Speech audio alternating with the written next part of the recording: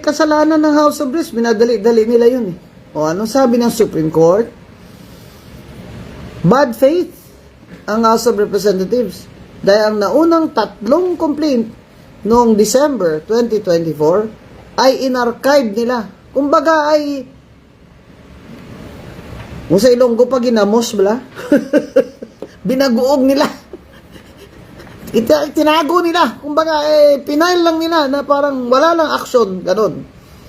Tapos yung pang-apat, ang pinail nila na inakyat nila sa Senado. Sinabi ng Supreme Court, yung 3 yun na in-archive, that's already more than the first complaint.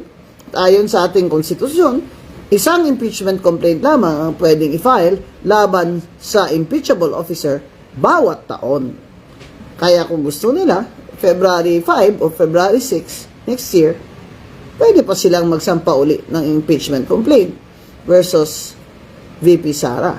Syempre, nagmamadali po si Speaker dahil, syempre, gusto niyang tumakbong presidente, di ba, sa 2028. Kaya lahat ng mga inaugurasyon, ng mga tulay dyan, mga CR, mga basketball court, lahat na yan, papatulan niya ni Romualdez, sama siya kay BBM. Lahat na yan, pati drainage, pati ano. Paano yung flood control pala? Flood control! Nasaan na pala ang flood control? Saan po kayo tatayo dyan at magpapicture sa flood control? Invisible naman yung mga flood control. Yan, para manalo si Romualdez, kailangan ma-impeach niya si Sara Duterte. Diba? Kasi yan naman ang ginagawa niya eh. Diba sa district niya, wala nga siyang kalaban. Pinag-DQ niya. Kayang-kaya naman niya yun. Ba't pa niya pinag-DQ? Mario. Ano masabi mo buong pamilya niya nakaupo ngayon? Ay, nako. Sus mio. Ako nung sinabi ng Supreme Court na hindi ako makaupo, iba na lang ang uupo. May respeto. Dahil grave abuse of discretion din ang COMELEC dahil ako'y dating commissioner.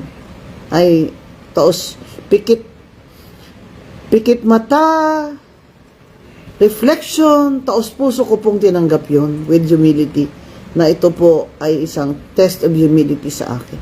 At naglagay po kami kay Dr. Camille Ilagan bilang bago pong nominee. Anong ginawa ni Speaker Romualdez?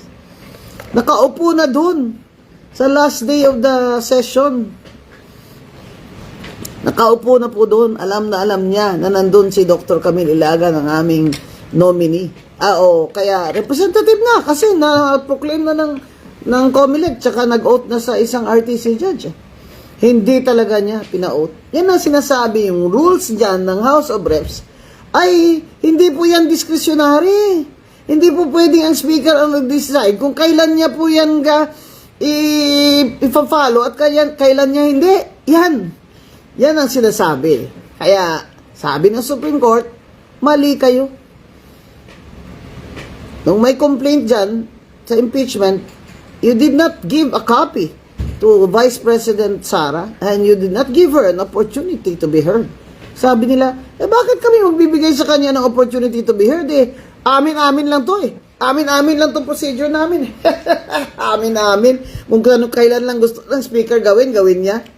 In our case, P3PWD, ayaw niya kami paupuin dahil kontra Marcos ako at kontra Romualdez. Hindi niya pina-out ang aming representative. Anong sabi ng Supreme Court? Sabi ng Supreme Court, ang Bill of Rights, o kaya right to due process, ay nandyan po yan. Yan ay katungkulan ng House of Representatives at yan ay karapatan ng nasakdal na Vice President Sara Duterte. Hindi po yan nawawala ang right to due process sa impeachment. Bongga pala itong si Speaker at ang House Congressman dyan Ibig nila sabihin, pag impeachment, sila lang ang Diyos. Sabi nila, hindi na dapat nakikialam ang Supreme Court sa amin. Kasi rules namin ito pambira naman kayo Nandyan nga sa rules nyo, sabi ni Attorney Francisco, yung anak ng yung mismong Francisco versus House of Representatives na landmark case. Nandyan mismo sa rules ng House of Reps na nakalagay the rules of court shall be suppletory in character dyan. Ay, hello, ang dami nyo kayong abogado dyan. Hello, nasaan napunta yung mga ba nag-bar exam kayo lahat? Mga abogado diyang mga congressman, hello! Nasaan ang Bill of Rights? Wala. Diyan sa House of Representatives, wala ng Bill of Rights. Ganun ba yun? Ano lang bill ang meron dyan? Bill? Yung impeachment ni BBM ano nangyayari? O, anong impeachment ni BBM? Ano pala nangyari doon, ha? Yung best friend ko nag-file. Si Cardema ba yun? Nag-file? O, ano nangyari doon? Hindi ba dapat deliver din yun sa committee at sabihin ng Justice Committee kung sufficient in form and substance? Ano yun nangyari doon? Archive din? Oh, saan? Sabi nga ni Attorney Francisco ng Francisco versus House of Representatives, wala pong katagang archived sa Constitution, sa impeachment. Hindi po yan pwedeng i-archive. Wala pong discretion o leeway ang speaker o ang mga committee dyan na mag-archive ng complaint sa impeachment. Ang nakalagay po dyan, within 10 session days ay dapat po nilang aksyonan yan. Hindi naman nila ginawa yun sa impeachment complaint ni VP Sara. Tapos sasabihin nila, hindi dapat nakikialam ang Supreme Court. Check and balance ito. Bakit ganyan? Equal naman kami ng branch. Yun na nga eh. Hello. That's the point. Na check and balance nga kayo. Kaya ayaw nyo. Gusto nyo checks lang. Checky lang. Kim Jong-un kasi eh. Sino si Kim Jong-un? Sino?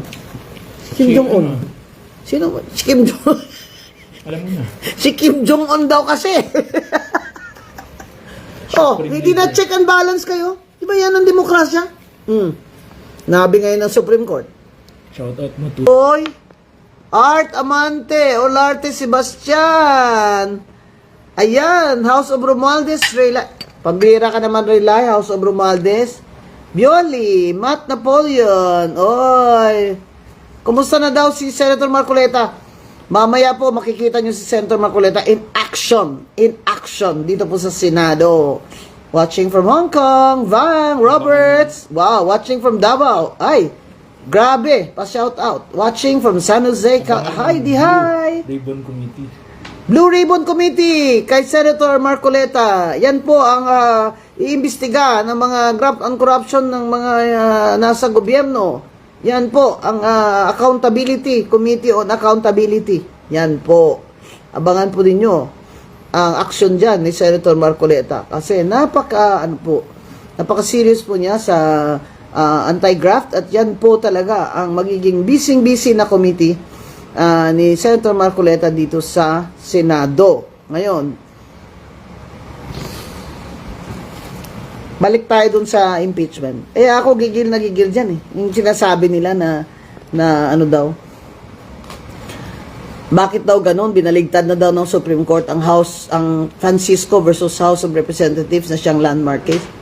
Si Attorney Francisco na nga nagsabi sa interview niya kay Ses Drilon na hindi po binaligtad ng Supreme Court. Ang Supreme Court po dito sa Duterte ay ayon din sa kanilang ruling sa Francisco versus House of Reps. And what is that? That the House of Representatives should have good faith.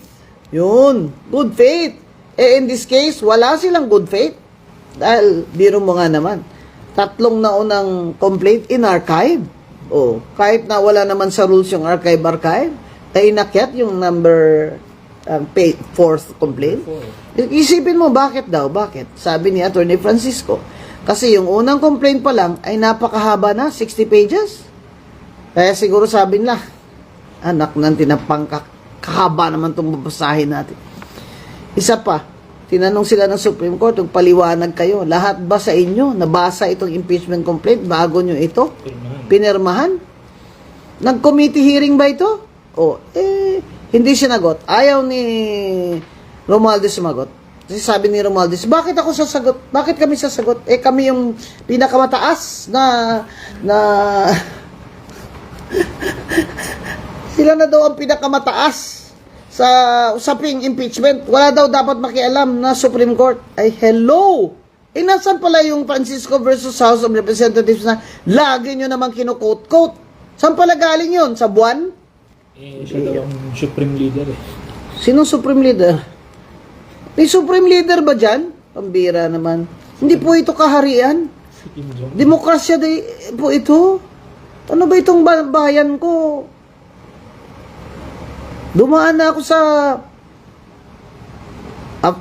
after the war, yung mga parents ko, nagsimula ng pamilya, yun yung mga lolo nyo. Grabe naman dinaanan, digmaan. Tapos na pahinga ng konti, nag-Commonwealth. Tapos, tsaka lang naka-elect ng presidente natin. Commonwealth, si Quezon. Tapos, nung kay Marcos, martial law. Oh, nung si Marcos na, martial law, ayaw na umalis. Sinabi ko na kasi sa inyo, kayong mga DDS kayo, nabudol kayo. At titigas ng ulo nyo. Sinabi ko na sa inyo, huwag nyo iboto yan si Marcos, kay Lenin na kayo. Kasi pag napupo na dyan si BBM, hindi na yan aalis. O ngayon, sinong ayaw umalis? Si Romualdez ang ayaw umalis. Si BBM talaga wala siya magagawa. Gusto man niya o hindi, talagang aalis siya dyan. Di ba? 2028. Pero ang ayaw umalis, ang pinsan niya, na ginawa niya speaker, na nag-control ngayon sa budget natin. Kaya ganyan, nangyari sa atin. Paano pag na-unconstitutional lang 2025 budget? Oh, ngayon nasa Supreme Court, 'di ba? Pinapa-declare ng grupo ni na Justice Carpio na unconstitutional yung budget na 'yan. Ang mangyayari po, magre-revert po 'yan sa budget before the 2025 budget. Parang reenacted lang. O kaya, pag ito namang gobyerno nyo ay maggastos lang ng gastos, utang ng utang, abay, hindi na yan reenacted dahil magdi-deficit na siya. Abo. Tapos ngayon, sinong bunjing? Napanood mo ma'am yung di ba, privilege speech ni Kong Ungab? Oo, ang galing ng privilege speech ni Kong Ungab. Grabe, parang atakihin na siya sa puso. Ay, grabe talaga. O, isa ka pa sa nabudol. Ako daw, Zanzoe sniper. Ako, adik? Hindi, ikaw adik. Ang boss mo adik. Ako, adik? May adik ba ganito kaganda, oh? Tsaka yung pangako, balanse, oh. Oh. Malaki na lipstick ko. Adik ba yung mga ganito? Oh. Tayo mo daw, Senator Bongo. Ang boss mo, adik. Kaya, ang lakas loob mo dito sulat-sulat dyan na adik ako, ha? Kasi adik ka. Sino mga bisitahin mo daw dito ng Senator? Sinong bistahin ko dito? Dami ko bistahin. Lahat yan sila bistahin ko. Senator Bongo, umano na yun, message na yun. Bibistahin ko si Senator Bongo. Siyempre, nandito ako para kay Senator Marcoleta. Idol ko, di ba? Si Bongo kasi nakatulong sa atin. Ako po, si Rodante Marcoleta. Anak na magsasaka. Ang galing talaga nung advertisement na yun. Kaya ako, support talaga ako sa kanya. Si Senator Bongo. Yan. Alam mo kasi, si Senator Bongo, nung time ni P. Duterte, wala pong yabang. Napansin ko talaga, wala po siyang yabang. Saka, matulungin talaga siya kasi dumaan nga si LGU, di ba? Nag-administrator. Na tumutulong sa mga PWD doon sa kanila sa Davao at kung saan-saan. May nasunugan dyan sa Cebu na PWD. Alam ko na pumupunta siya. Kaya, bibisita ako sa kanya. Siyempre, bibisita ko kay Senator Pia Cayetano.